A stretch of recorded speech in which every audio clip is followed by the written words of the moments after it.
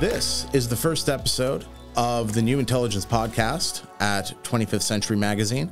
It is wonderful that everyone could be here, and I'm hoping that we can have many, many more episodes of this so that we can look back at this wonderful show and panel that we have today a long time from now with mild embarrassment that everything came together in such a bare bones way compared to what's going to happen in the future. So let's all look forward to that. Thank you everybody for being here. I want to introduce everyone first of all. Sitting down over there is Robert Danish. Robert's a professor of communication at the University of Waterloo, and his work explores a lot about how communication relates to democracy, how communication practices can harm and improve democratic decision-making, and other aspects of freedom in general in our society. Sitting right here is Robert Wan of Preemptor AI. And Robert is a data scientist turned CEO who's worked at multiple companies in data and data science before beginning to transition into leadership after meeting Midya Sinmaya, our man over here. And Robert Wan's stance on AI is that this can be a decade-defining trend, maybe even beyond that. Good Lord, if it's beyond that. And that everyone should at least know how what is probably going to be the fourth industrial revolution, once again, is going to proceed going forward and affect our future. And finally, at the end of the table over here is Midya Sinmaya, who is who's a PhD in communication, researcher and professor here at Humber College. Midya is currently working on a research project about rhetoric and artificial intelligence, thinking about how big tech companies today manipulate and use our data in ways that sometimes can help build our desires and sometimes interfere with our desires, and then driving our behavior through all the power that AI analytics and interaction offer us. You might be wondering who I am.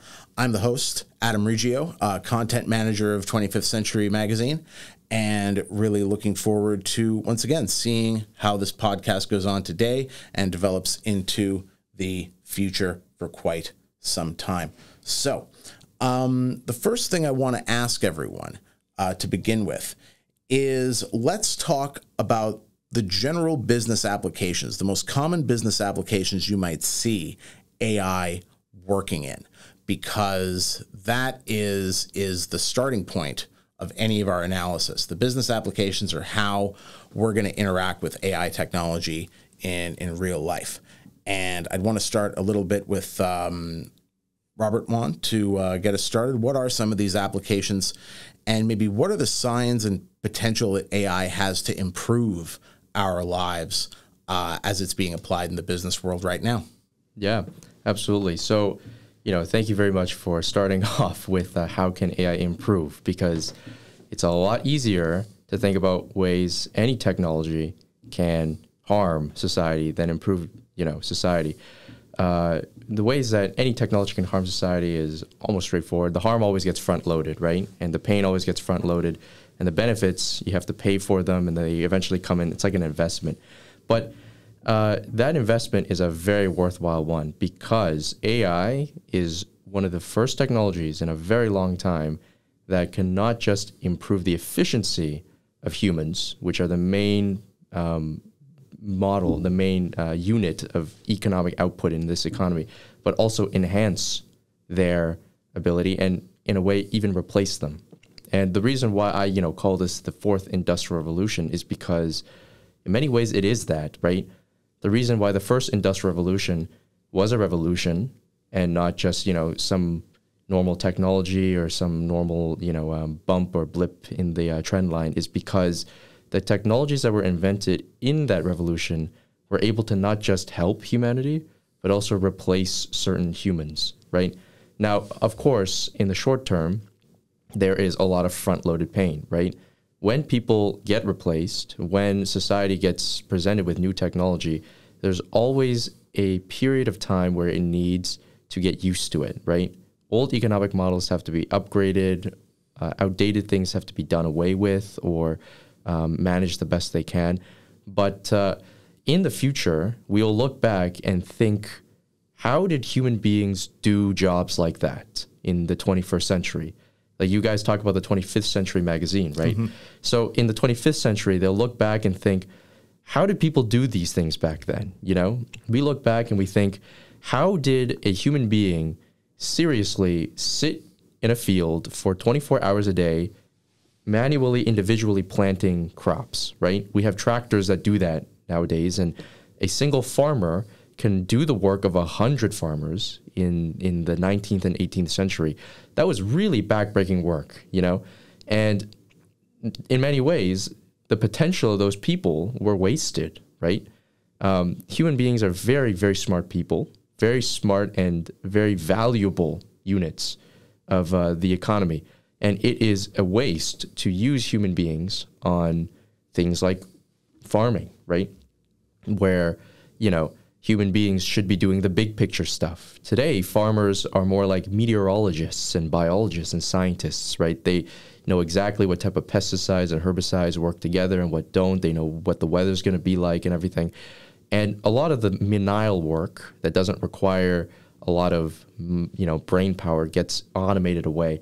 This is really what's going to happen with AI. A lot of the menial work of the 21st century, by the time the 25th century rolls around, is going to get automated away. And the people of the 25th century can focus on the big picture stuff that is actually interesting, produces the most economic impact, and that gets translated down to them, right? When you do work that is productive and makes a big impact, you get paid a big salary, right?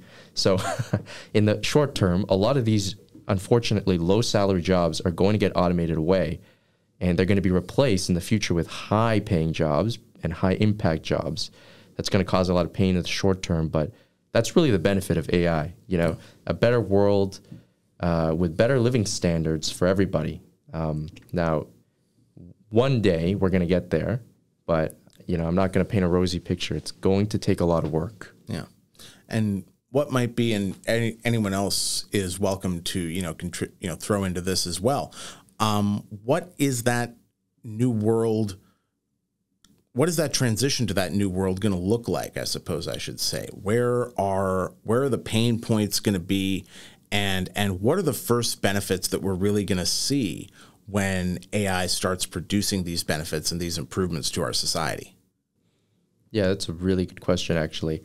I think it's very difficult to point to a certain example of this. And to kind of, give a roadmap, because I know X marks the spot, right? But I just don't know how to get there, really. But I can give you some sort of examples, right? Let's say, we came up with a pill today, or a scientist came up with a pill today, right? And that pill can cure cancer. Let's just say that, this pill can cure cancer. And this pill can double your life expectancy. Humans who use this can live until the age of 150. Now, that would be great, right? But the problem is, this pill is not cheap. This pill is still experimental. We haven't scaled up the production of this pill yet. It's not like mass market, it's not being mass manufactured, so it's very expensive. And also, imagine this pill needs to be taken while you're still in the womb, while you're still very, very young. Now, that puts all of us outside of the benefit zone. But we have to pay for this pill. We have to build the factories with our money, right? And our time and our effort and our energy. The taxpayer dollars that are going to come into producing these pills are going to be out of our pockets, and the benefit is all going to be for our children, right? Yeah.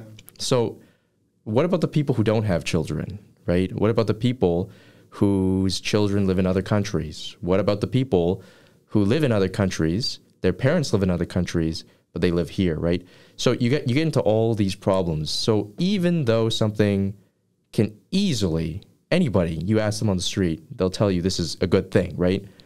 There's always details, and the devil is always in the details. Yeah. Who's going to pay for it? So can I intervene there? One camp suggests that technology does cause change. So the agent of change is a technological innovation. the invention of ChatGPT or some sort of AI. Another side argues that the technology doesn't drive the change. That's what's labeled technological determinism. And it's the social practices that adopt the technology that drives the change. So this original question about economics makes me think immediately of the past technological transformations and their effects on the economy.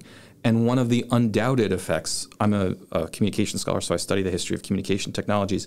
And if we think about AI as a kind of communication technology, you can look back to digital media, to mass media as instances of technological change. Then the question is, did those new technologies drive change, or was it the social practices by which they were adopted that drove the change? And one of the obvious changes is inequality. So, I think, Robert, what you were describing as short-term pain has me much more worried, because the short-term pain is going to be an acceleration of already existing economic inequalities, especially in that example you just used about the cancer pill. Like, some people are going to have access, other people won't.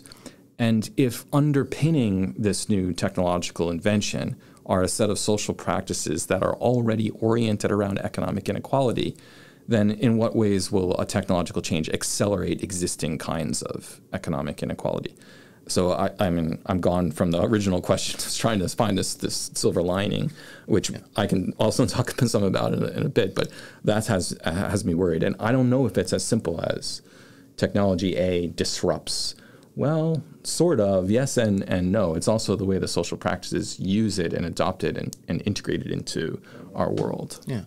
I mean, in a way, we can think about the technological disruption as having several different paths and potentials within it.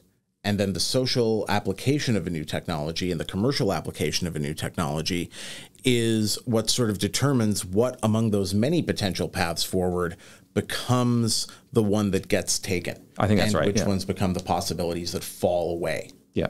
Yeah. That's what I'm suggesting. Yeah. Yeah.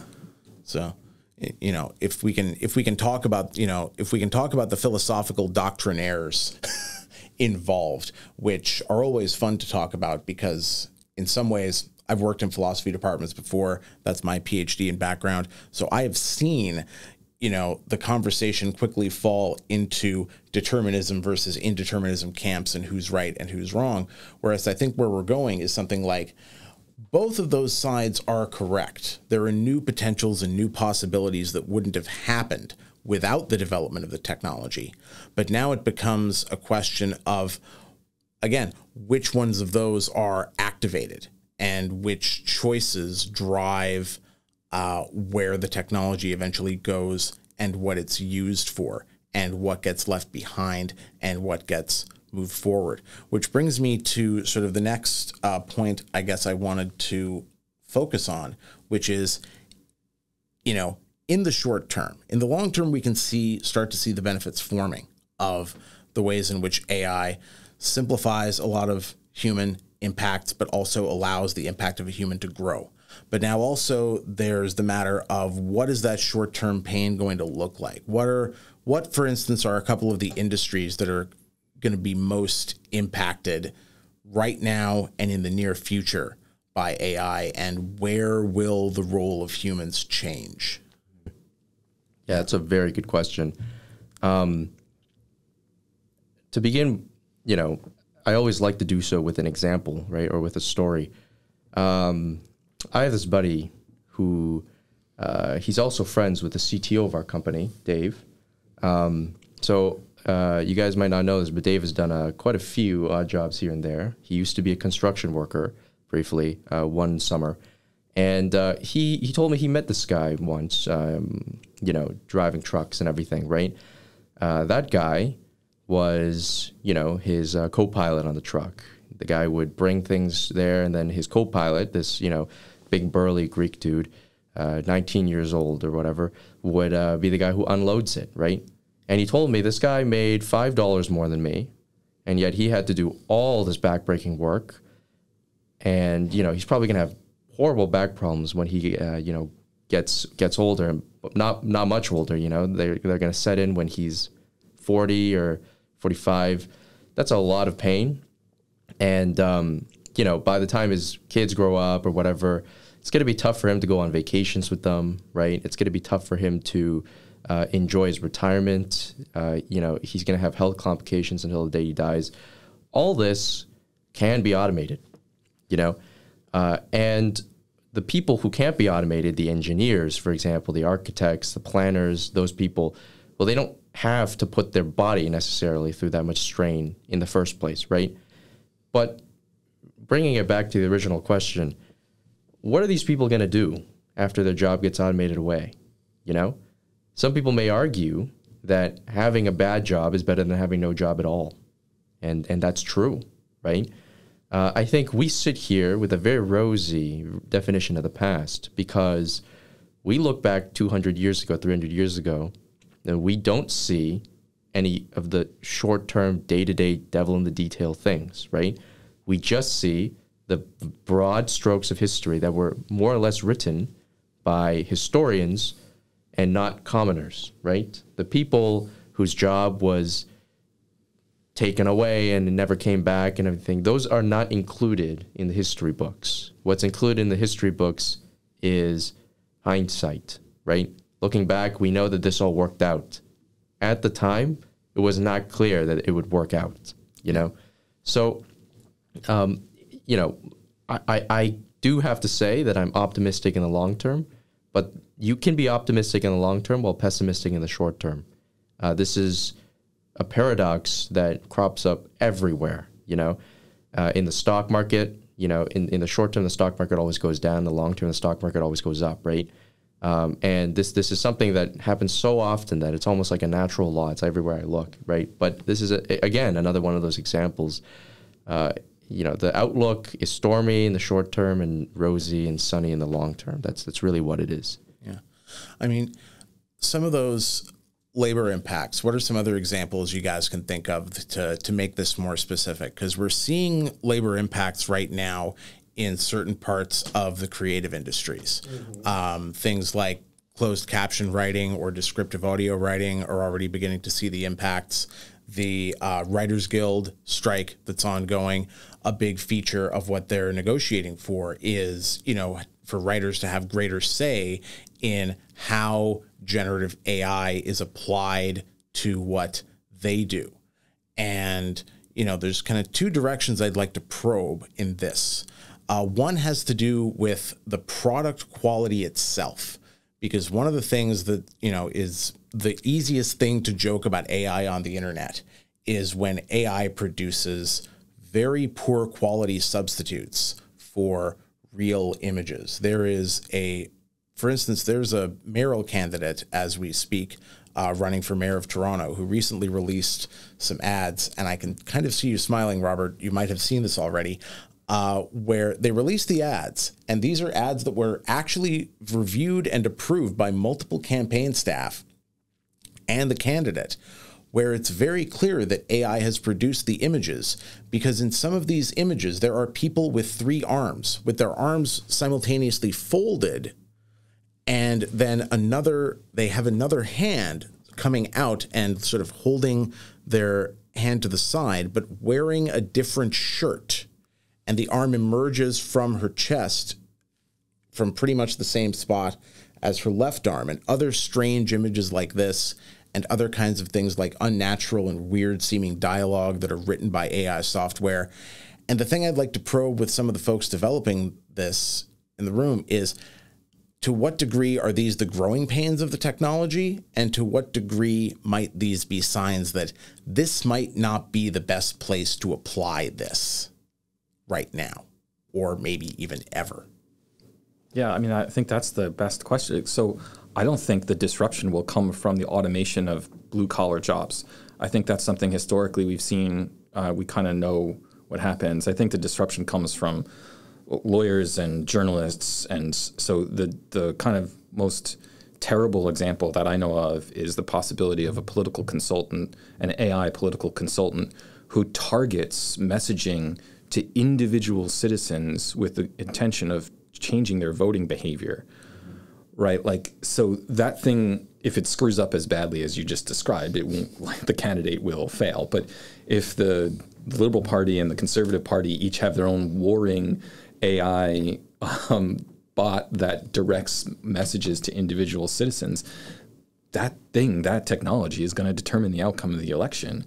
And it's also going to replace like some high-paid communication consultants, people that do what I do, that are going to be out of a job. And presumably, like, I don't know if this is true, but presumably the technology will actually be better at human communication consultants because of their ability to tailor messaging directly to an individual based on all the information they have about the individual. So 100 years ago, when we had mass media campaigns, you needed a certain communication consultant to write like ads in a newspaper. And then we had Nixon and JFK on TV, and you needed a different kind of communication consultant. Those were all humans trying to manage in that environment. And now you're going to have a kind of an AI technology that will be so direct and have all this information about a human being that they're trying to change the behavior of. That, I think, is where the big disruptions lie. I know some lawyers have tried to replace some of their, junior lawyers with AI, and they're having, medium success. They don't need 20 lawyers anymore. They need 2 and somebody to run the prompt ChatGPT with the right sentences or the right questions or whatever. But I don't have an answer for you. I have no idea. I think that's where the most disruptive potential lies and the most uncertainty, at least from my perspective, lies. Yeah. Those existing technology companies, Google, Facebook, they have at their disposal an enormous amount of information about the electorate of Canada or the US or wherever. And that information is necessary for the AI to do the work of leveraging a kind of strategy tailored to that particular group. We saw like a tiny sliver of this in the Clinton-Trump election, where Trump used a kind of like analytic process of tailoring Facebook ads to specific personality types from information. But what this is like that on speed, it's just so much faster, so much more specific and so much more detailed. And the thing you were saying about power is really important because it gets back to my original point about inequality. Like, it seems to me that a very small number of companies will ultimately control these kinds of AI tools. And that would seem to accelerate existing inequalities, not alleviate them. Yeah. Like Facebook and digital media revolution was an absolute, complete, total failure in doing the work of connecting the world. Facebook thinks it's connecting other people, but they're not. It's created polarization, factionalization, misinformation. Like, it's done all of this other work. So now those companies that have all that enormous power and information, what are they going to leverage that information for? Is like a really important question. Yeah. I mean, it's one way in which we can look at the recent shift in Silicon Valley history is by seeing how the increasingly powerful companies have been those who are best at controlling, surveilling, and making sense of information. I mean, one of the obvious examples that to me doesn't get quite enough press as it really should is Palantir, which is one of a company that is really, we don't hear about a lot of this stuff because they're very good at not mentioning a lot of the stuff that they do. But they are one of the companies that are on the forefront of AI development and the different, more silent or less visible ways that AI intervenes and the way analytics and machine learning intervene in human society and the development of human society. And that, is something, a general theme that I think we should pursue in this whole podcast series is thinking about how the hidden elements of that technology can do its work without necessarily being seen in the flashier sense, right? I always think about the story of the 2000